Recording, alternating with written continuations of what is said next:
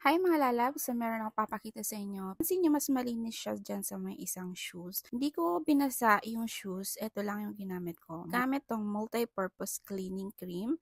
Yes, cream po siya. Pero kung titingnan mo yung kanyang texture, dito sa loob para siyang wax. Gagamitin mo pala to gamit yung sponge na kasama mismo dito sa product. Ganito lang yung gagawin mo. Nakikita nyo yung sponge dyan. Ipupunas mo lang siya dyan sa may wax. Saka mo ipupunas dyan sa may shoes mo para malinis ito. Kapag napunas mo na siya dyan, malilinis na yung shoes mo outside. Maganda to gamitin sa mga leather na shoes and sa mga white shoes kung ayaw nyo yung palaging pinabasa nyo yung shoes para malinis.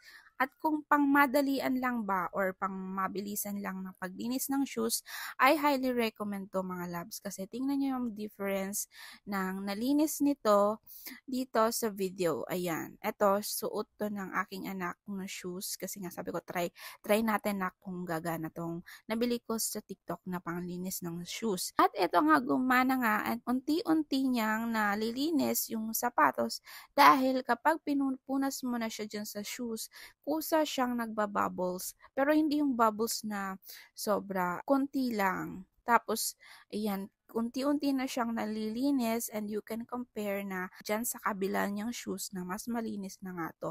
At ayan nga, ginamitan ko lang siya ng tissue para mawala yung mga excess na bubbles. O diba?